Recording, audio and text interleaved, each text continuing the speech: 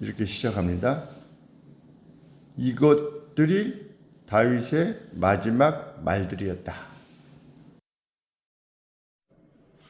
다윗이 평생 무엇을 가장 소중히 여기고 살아갔는가? 공의로 다스리는 자가 나올 것이다 라고 하는 하나님의 언약, 그 언약이 가슴을 자각했다. 다윗의 일생 사는 목적과 소망이 그것이었다 라고 해서 이것들이 다윗의 마지막 말들이라 그랬는데 8절에는 이 사람들이 용사들의 이름이다. 가슴에는 하나님의 약속이 있었고 다윗 곁에는 누가 있었느냐? 이러한 용사들이 있었다. 그러니까 다윗을 지탱해 주는 것이 뭐냐?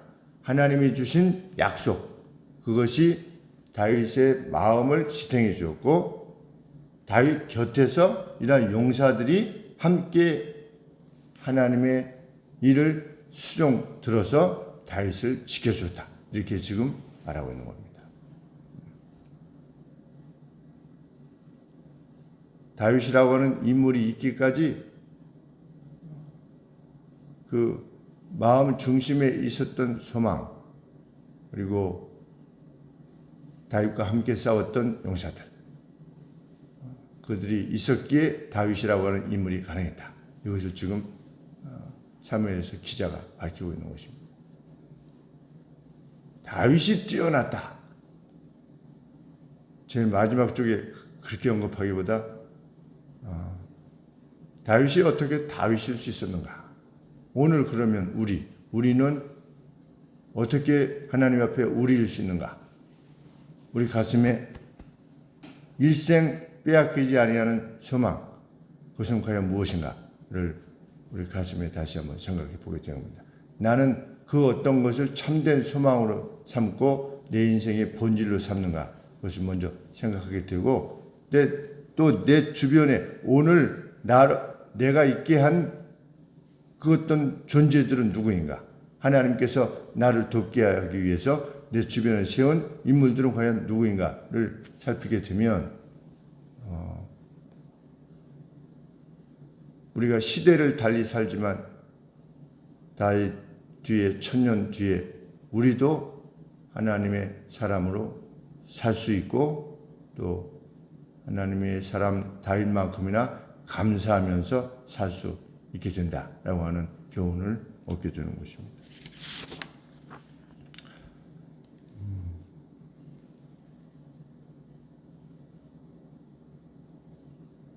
이 사람들이 행한 것을 보면 다윗을 위해서 행한 것이 아니라 하나님을 위해서 행했고 이스라엘을 위해서 행했습니다. 내가 다윗에게 얼마나 충성된 사람으로 보여서 내가 앞으로 좀 다윗에게 어떻게 해볼까? 라고 하는 차원에서 행한 것이 아닙니다. 그런데 여기에 누가 없습니까? 요압은 없습니다. 요압이야말로 정말 오랜 세월 동안 다윗 곁을 지켜서 이렇게 군장으로서 행했던 자인데도 없습니다. 우리가 무엇을 할 수 있는가? 그가 군장이었음에도 불구하고 하나님의 용사는 아니었다는 겁니다. 참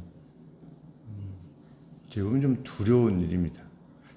목사인데 나중에 이름이 없어요. 아니면 장로인데 나중에 이름이 없어. 사역자인데 나중에 이름이 없는 겁니다. 얼마나 무섭겠습니까? 평생을 이스라엘 군장으로 싸웠는데도 불구하고 없는 겁니다.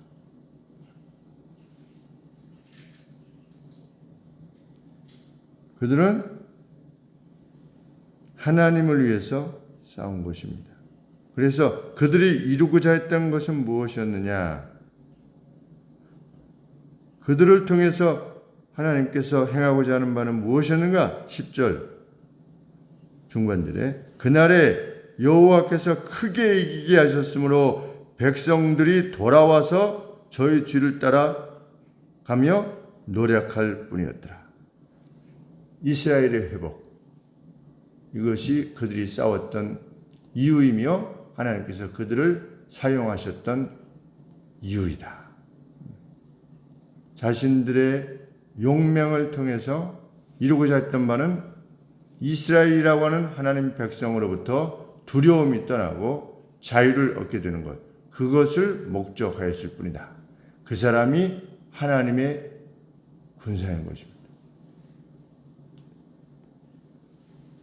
자기 앞길이나 챙기는 것, 그것이 하나님을 섬기는 것이 아니라고 하는 것.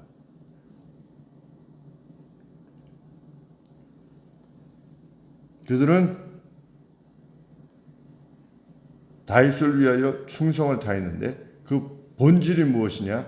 이스라엘이라고 하는 하나님의 나라를 위한 것이었기 때문에 다윗의 손과 발이 되어서 행했던 것입니다. 그래서 이스라엘 백성들이 모두 도망갔을 때에도 불구하고 물러서지 않고 싸우고자 했다. 누가 그렇게 했는가? 다윗이 그렇게 하지 않았습니까? 누가 그렇게 했는가? 요나단이 그렇게 한 것입니다. 뭐 자기 걸 어떻게 나는 이렇게 되면 어떻게 되는 것인가? 내게 돌아오는 이익은 뭔가? 나는 좀 더 어떻게 편할 수 있겠는가? 나는 어떻게 인정받을 수 있을 것인가? 이것을 물었던 것이 아닌 것입니다. 자기 혼자만 남았는데도 불구하고 끝까지 싸운 것입니다. 그 용맹한 야전군과 같은, 저는 그래서 야전군 사령관 같은 사람을 좋아합니다. 끝까지 맞서서 싸우는 거죠. 의로움을 위해서. 그냥 시시하게 뒤로 물러서는 그러한 어떤 사태가 돼서 조금 불리한 듯 싶으면 그냥 살짝 도망가는 이러한 식의 인물이 아니라 하나님의 사람은 장렬히 전사하는 것, 인생을 살 때. 요나단이 장렬히 전사하지 않습니까? 믿음의 사람들이 장렬히 전사했습니다. 전사하기를 기뻐하는 것. 내가 풀무불 속에 들어갈 것이다. 여호와께서 구해내시겠지만 그리 아니하실지라도 나는 하나님이 원하시는 바, 원치 아니하시는 바를 행할 수 없다. 라고 하는 사람. 그거는 자기가 어떤 사람이냐를 드러낸다든가 나는 이런 사람이야 라고 하는 것이 아니라 그것이 하나님 나라에 끼치는 영향이 무엇이냐를 묻는 데 자기의 마음을 두기 때문인 것입니다. 그래서 그들 중에 한 장수는 칼을 잡은 손이 뻣뻣하여서 그것을 부드럽게 할 수 없으리만큼 싸운 겁니다. 잡고 싸우는데 너무 이렇게 오랫동안 붙잡고 힘을 나보니까 이걸 펼 수가 없을 정도로 뭐 쉽게 말씀드리면 칼에 손이 붙어버린 것 같은 그럴 정도로 싸운 겁니다. 맹렬하게 싸운 것이죠. 얼마나 싸우면 그랬겠습니까? 그러한 어떤 전사와 같은 인물이 되어지기를 우리를 원하는 것입니다. 차든지 뜨겁든지 선명한 예수님을 믿는 사람이면 예수님을 믿는 사람 같이 섞어서 믿는다든지 그렇게 행하지 않아요.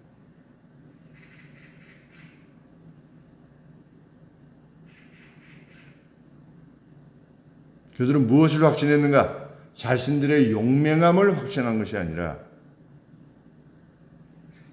이것이 하나님께서 세우신 의로운 왕인 다윗을 섬기는 방식이다. 이것을 확신한 겁니다. 자기의 용맹을 확신한 것이 아니라 이 방식이 하나님이 세우신 기름부어 세우신 다윗을 보좌하는 방식이다 라고 하는 것을 확신한 것입니다. 우리가 하나님의 일을 행할 때는 그렇게 행하는 것입니다. 이렇게 하나님께서 세우신 일을 돕는 것이야말로 하나님의 행하시는 일을 우리가 기쁘게 동참하는 것이다 라고 하는 것을 확신하기 때문에 행하는 것입니다. 그것이 아니면 다 소용이 없습니다. 목사님 설교는 정말 뛰어납니다.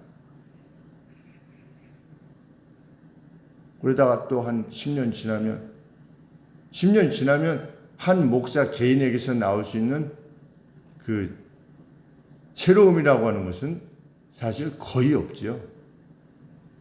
예화도 반복되어질 수밖에 없고 경험이 제한될 수밖에 없으니까. 그러면 뭔가 시들해지고 그러다가 뭐 그렇지 뭐. 그리고 그냥 많은 것입니다. 나중에는 그 어떤 감동도 사라지고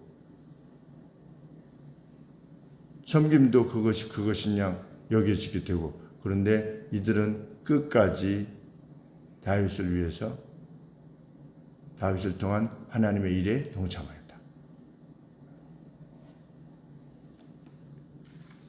그 중에서 가장 대표적 사례가 무엇이었느냐? 다윗을 위해서, 하나님 나라 위해서 행했던 대표적 사례가 베들레헴 우물 곁에 이 물 사건이다. 베들레헴에서 다윗의 고향이 아니겠습니까? 거기에 우물이 있는 것을 다윗이 알았지만 블레셋이 장악하고 있어서 그 우물물을 마실 수 없는 상태에 있는 다윗, 아둘람 굴에, 다윗이 어디 있어야 되냐면 무슨 텐트에 있다든지 뭐 왕궁에 있다든지 뭐 그런 상황이 있어야 되지 않겠습니까? 어떤 캠프라고 하는 진영에 있다든지 그런 것이 아니라 그냥 굴에 그냥 있는 것입니다. 그런데 혼자 독백으로 말한 것이죠. 네. 그 베들레헴 그 우물물을 내 마시고 싶다. 어렸을 때 마셨던 그 물을 마시고 싶다. 그랬더니 그 이야기를 들은 3명의 장수가 자기의 생명을 내걸고 그곳에 가서 물을 떠왔다. 왜? 그것은 다윗이 물맛을 그리워한 것이 아니라 하나님의 땅인데 그것이 점령되어 있는, 그래서 다시금 블레셋을 몰아내고 그 베들레헴 물이 이스라엘 것이 될 수 있도록 자기가 다시 마실 수 있는 그러한 날에 대한 간절한 사모함을 독백으로 말했다고 하는 것, 그것을 세 장수가 인식했기 때문입니다. 하나님의 사람은 자기가 창조적으로 일을 하는 것입니다. 이것이 교회를 위한 것이거니 라고 생각이 되어질 때 뭐 다윗이 명령한 것이 아니지 않겠습니까? 그냥 혼자 독백으로 우물물을 마시고 싶다 라고 했을 때 어떤 것이 그 하나님이 세우신 주군의 마음을 기뻐하는 것이냐, 그것을 이 3명의 장수가 마음이 일치돼서 자 가자 그래가지고 사지로 달려간 것입니다. 그러한 충성된 이들이 있었기에 다윗이 있을 수 있었다는 겁니다. 그렇게 하나님 나라에 충성된, 그 다윗 개인을 위한 것이 아닌 이스라엘을 위한 그의 행함. 그래서 우리 각각은 사역자든 아니면 성도든 우리 하늘소망교회를 위해서 행할 때 이렇게 함이 하나님께서 기뻐하는 것이겠거니 라고 하는 것들을 찾아서 행하는 것입니다. 자기 스스로 행하는 것입니다. 그래서 제가 늘 말씀드리지 않습니까? 창조적으로 행하고 자원하여 행하자. 그것만이 하나님께서 상 주시는 방식이고 그것만이 영예로운 길이다.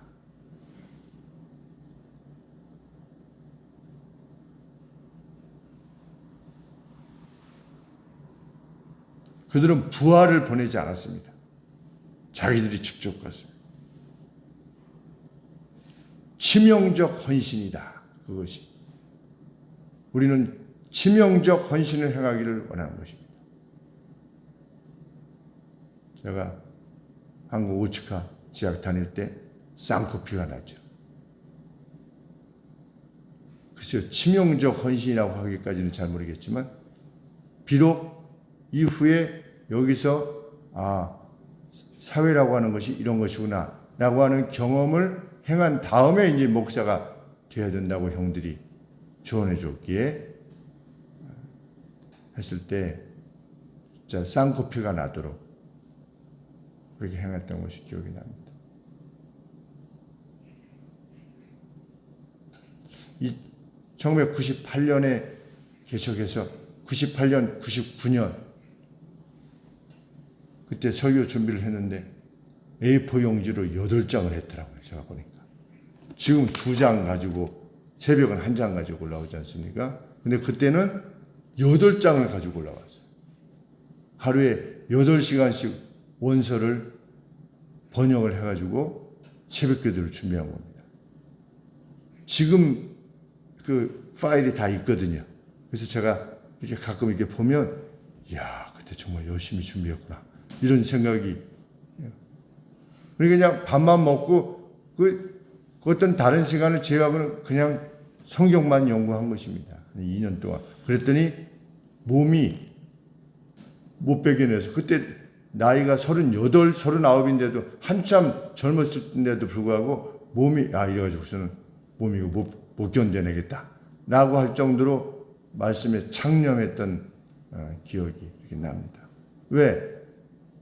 새벽마다 그 8분 성도님이 우리 교회 성도님들이 아니시거든요. 그분들이 다 다른 교회 권사님, 교장 선생님, 한국신학대학 총장 부인 집사님 이런 분들이 오셔가지고 하니까 정말 열심히 해서 하시면 그 새벽에 8분이 결코 안 빠지시고 참 2년 동안을 한결같이 새벽을 지켜주셨어요.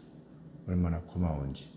그리고 그분들이 그 24년 전에 한 분당 5만 원씩 헌금을 했나 봐요.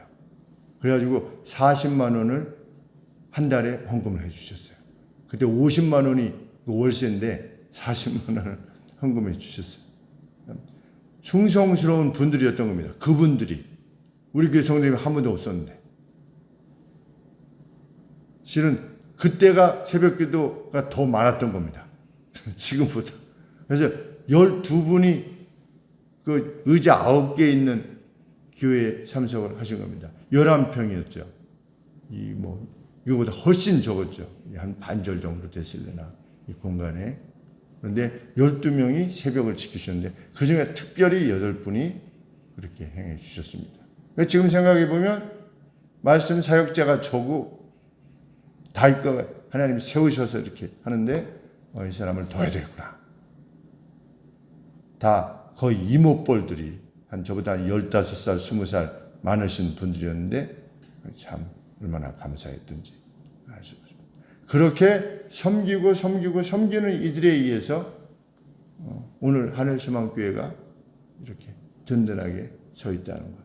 하나님께서 그분들에게 복을 주시리라 믿고 25년, 내년 정도 되면 제가 코로나 끝나고 이러면 가서 하루 종일 좀 플랜카드 가지고 서 있어 보려고 그래요. 그 옆에. 혹시라도 한두 분이라도 남아 계시나. 그러면 지금 한 80 정도, 한 75 정도 되셨을 거거든요. 그러니까 이사 안 가셨으면 거기 사시겠죠. 20몇 년 전이니까 다 웬만하면 이사 가셨겠지만 혹이라도 누가 계시면 모시고 한번 25년 기념에 예배 때 같이 와서 이렇게 교회가 성장하고 기쁨 가운데 있습니다. 감사합니다. 라고 하려고 제 마음에 이렇게 두고 있는 중입니다.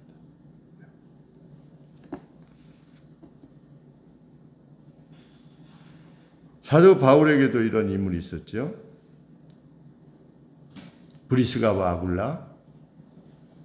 저희는 내 목숨을 위하여 자기의 목이라도 내어놓았나니 나뿐 아니라 이방인의 모든 교회도 저희에게 감사하느니라. 사도 바울의 사역을 위해서 자신의 목숨이라도 내려고 한 겁니다. 그것이 재물이든 아니면 건강이든 시간이든 사도 바울이 복음을 전하는데 내가 참 목이라도 내려야 된다. 정말 성경에 보면 neck이라고 되어 있는 영어로도 진짜 목이라고 하는 표현을 썼어요. 목숨을 내놓은 겁니다. 사도 바울을 위해서. 그런 충성스러운 이들이 보좌를 통해서 제가 참 이런 것들을 보면 제가 요새도 가끔 언급하는데 안만수 목사님한테 너무 죄송하다. 정말 죄송하다. 그래서 제가 이렇게 개척하고 이쪽에 왔을 때 안만수 목사님 은퇴하셨을 때 목사님 저에게로 오셔서 사역을 계속하세요. 한 달에 목사님 2번 하고 제가 2번 하고 설교 말씀 2번 해서 제가 부목사로 섬길 테니까 그때 잘 못 섬겼던 거 이제 제대로 섬길 테니까 목사님 오세요 그랬더니 막 웃으시면서 그러셨는데 참 충성스럽게 섬기지 못했구나. 정말 그냥 하는 말이 아니고 그때 내가 못 봤구나. 이런 것들을 지금도 기억이 나는 것이 목사님이 한 번은 화가 나셨었어요. 이렇게 성경책 이렇게 놓고 원고를 놓으면 원고가 목사님은 요만한 요거 한 반절 되는 원고로 이렇게 친히 쓰셨었어요. 그러면 이렇게 올려놓으면 원고가 자꾸만 이렇게 내려가는 거예요. 아래로. 그러니까 이게 자꾸만 내려간다 이러셨으니까 내려간다 그러면 내려가지 않도록 뭔가를 조치를 해주기를 원하셨던 거예요. 밑에 뭐를 댄다든지 이렇게 여기 위에다가 대셨는데 우리는 그냥 내려가나 보다. 왜냐하면 작으니까 내려가나 보다 이렇게 한 것이죠. 근데 어느 날 내가 이게 내려간다고 몇 번이나 얘기를 했냐. 그런데 아무도 주의를 기울이지 않는다. 부목사들 중에.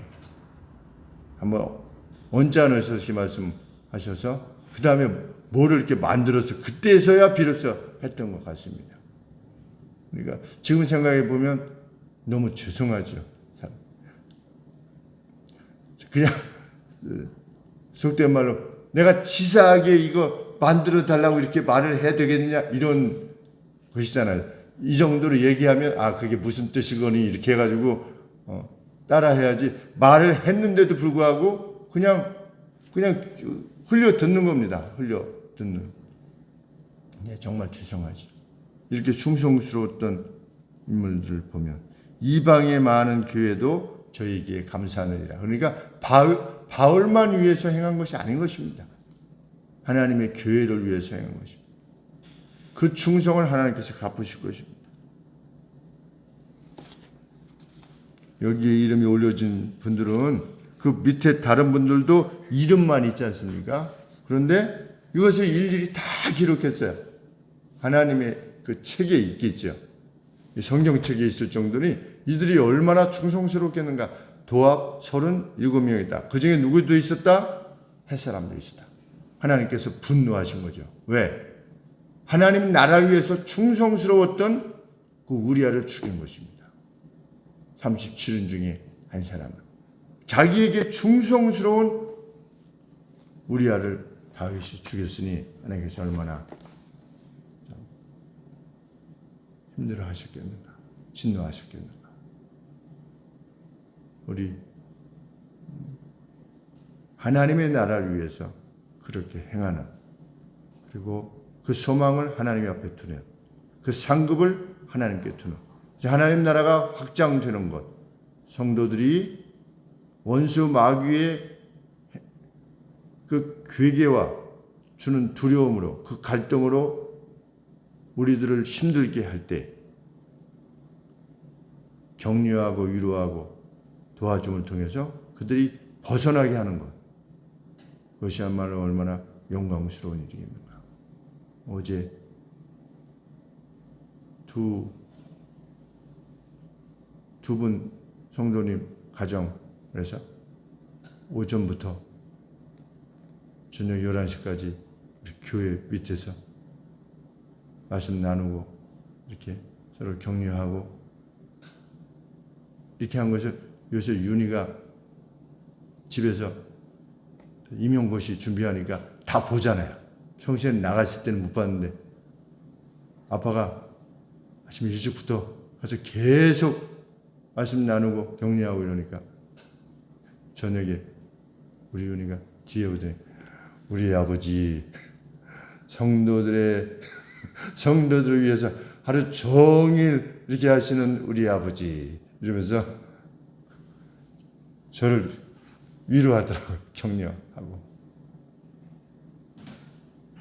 영광스러운 일이죠. 우리 각각이 하나님 앞에서 그렇게 참 이름 없이 빛도 없이 행하는 그 행함에 대해서 하나님께서 반드시 갚으실 것이고, 특별히 자녀 손들에게 반드시 갚으실 것입니다. 네, 그 소망을 안고 우리 함께 나아가게 되기를 원합니다. 기도하겠습니다.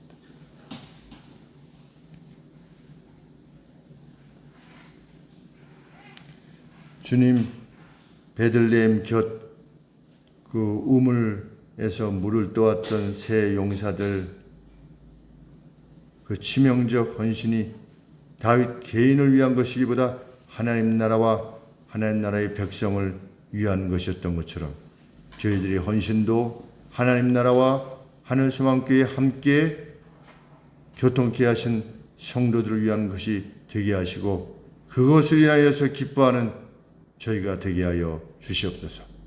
저희들이 위하여 영육 간의 강건함을 위하여 형제 자매들의 그것을 위하여 구할 때 하나님 들으시고, 그것이 이루어졌을 때 그들이 그 아픔들로부터 회복되어졌을 때 그들이 내치르는 환호와 탄성을 인하여 참으로 하나님 앞에 영광을 돌리며 할렐루야 감사하는 저희 각각이 될 수 있도록 도우시옵소서.